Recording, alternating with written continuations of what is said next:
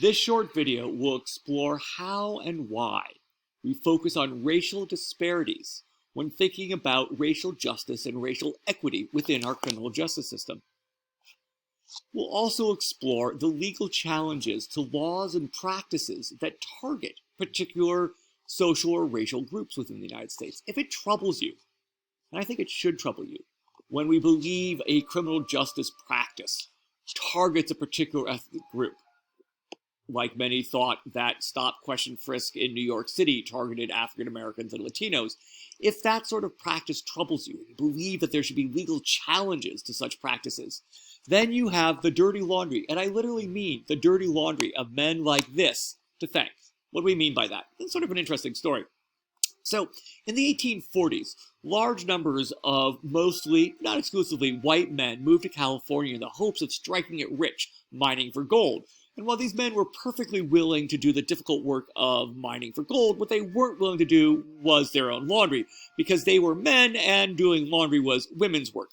So who's going to do all the laundry? For a while, all those dirty clothes were shipped from California to Taiwan and then shipped back weeks later clean. But eventually what emerges is a system of laundries, Chinese laundries, in Chinatowns. And here's a picture of San Francisco's Chinatown in 1880 at the corner of Grant and Clay. What emerges is a system of Chinese laundries in Chinatowns. Here's a lithographic illustration of a Chinatown. And so Chinese laundries become a thing, you might say, in urban areas throughout North America, including New York City. But there was a problem. Americans didn't much like the Chinese. Here is another lithograph from 1874, racially or biologically comparing Chinese to chimpanzees and pigs, suggesting a reverse evolution. Here is a political cartoon from the very popular satirical weekly The Wasp. And in this cartoon, the Wasp argues for the expulsion of all the Chinese from California and focusing on their role in Chinese laundries. And ultimately, all of this leads to a law in 1880 which criminalized running a laundry in San Francisco out of a wooden building, even though most buildings in San Francisco were wooden at the time, without a permit or a license from the city government. On its face, that is, the text of the law is race neutral. There's no discussion of the Chinese or any other racial group. The law is, on its face, race neutral. But the application of the law was anything but. What do we mean by that? Let's walk through some evidence. Of the 80 applications from white laundry owners, all of those 80 applications were approved. All the whites got their licenses. But of the 200 applications from Chinese laundry owners, all but one were rejected. And in Yik-Woo v. Hopkins, the Supreme Court held that even if a law is race neutral on its face, if it has a disproportionate impact on one particular group, then it violates the rights protected by the U.S. Constitution's 14th Amendment, which promises equal protection under the law to everyone within the United States, citizen or not. And the person who took this case all the way to the Supreme Court, Yik Lee, was in fact not a citizen. He takes the case all the way to the Supreme Court, despite not having citizenship, with the help of a guild of Chinese laundries out of San Francisco. And this logic, the idea that racial disparities can be proof of racism in the application of the law, animates or drives much of our discussion about racial equity today. So, for example, here is a Twitter posting by Captive Voices, a decarceration group out of New Jersey, pointing out that while only 14% of New Jersey is African American, 61% of New Jersey's prison population is African American. Here's a similar graphic from Massachusetts' ACLU, pointing out that while only 22% of Massachusetts is Black or Latinx, nearly 6 out of 10 of Massachusetts residents behind bars are Black or Latinx, suggesting, again, a racial bias within the application of the law in our criminal justice system. But The analysis of racial disparities isn't as straightforward as these graphics might suggest. Let's walk through a hypothetical example. In this hypothetical example about Etruscans, and Etruscans were an ancient civilization in what is now Italy. There are no more Etruscans in Italy, the United States, or anywhere else in the world. Let's imagine that 12% of the US population is Etruscan, but 22% of those that we arrest for assault are Etruscan. There's a racial disparity here. This suggests, graphically, that there's racial bias against Etruscans because so many more Etruscans than would be suggested by their share of the population are getting arrested for assault. If we were equal in our application of the law across racial and social groups, then you would expect that only 12% of Etruscans would be arrested for assault. But that logic only makes sense if and only if every ethnic and racial group offends in every crime at exactly the rate of their population.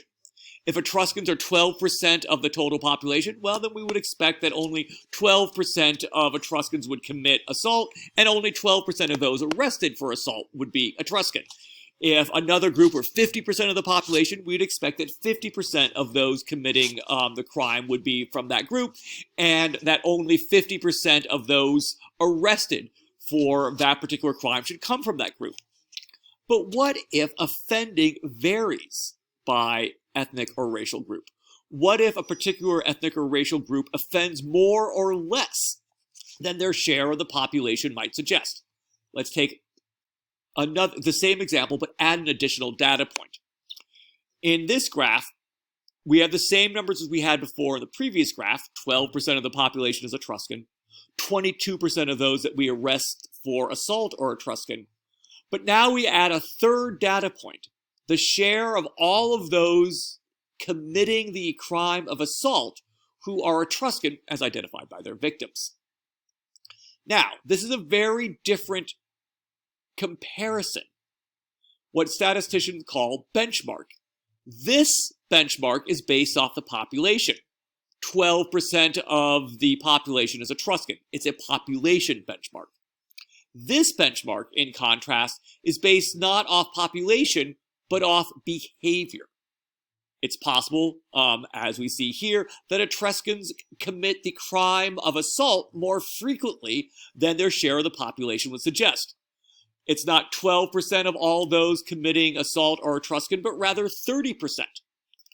If 30% of those committing assault are Etruscan, then actually, if 22% of those that we arrest for assault are Etruscan, we're actually under-arresting Etruscans for the crime of assault. So our choice of benchmark profoundly shapes our analysis, and it might in fact come up with different conclusions. Whether you choose a population benchmark or a behavior benchmark really matters when doing a racial disparity analysis. And I briefly want to think about the racial climate that led to the Yick Wu decision. Because it's easy to forget today how widespread throughout the Americas, not just the United States, but throughout the Americas, was anti-Asian immigrant sentiment. Let me give you some examples.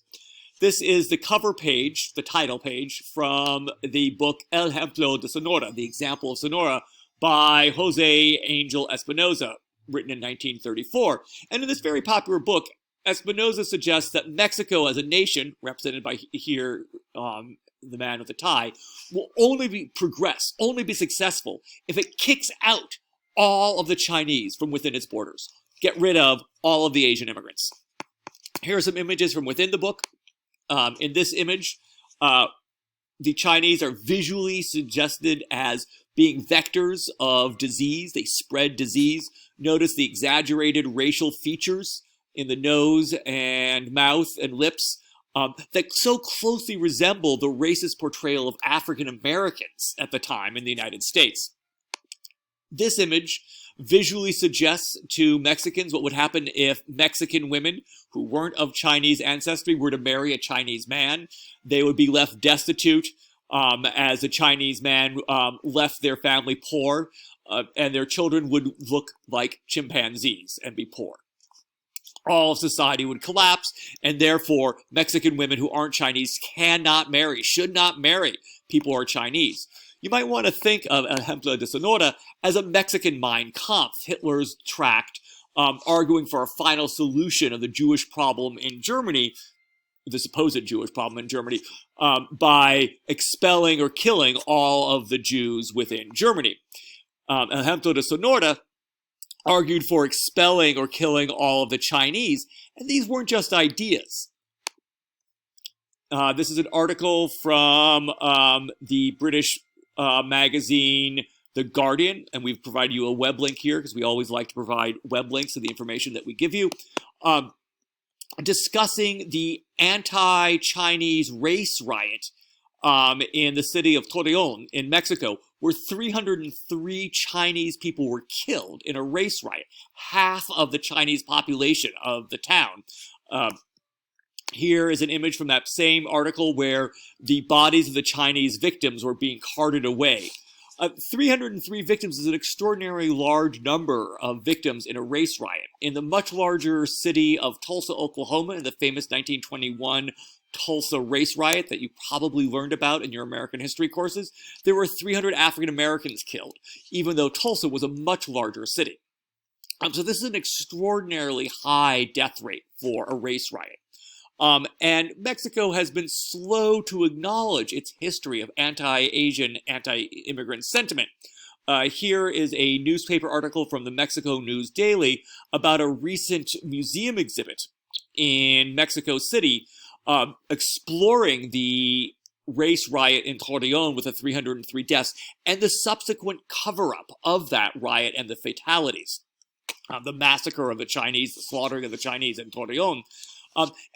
We can speculate that this might be a challenge for Mexican society to absorb because Mexico now sends so many immigrants to the United States and other countries that Mexico has its own history of anti-immigrant sentiment would be perhaps a culturally difficult thing for Mexicans to absorb.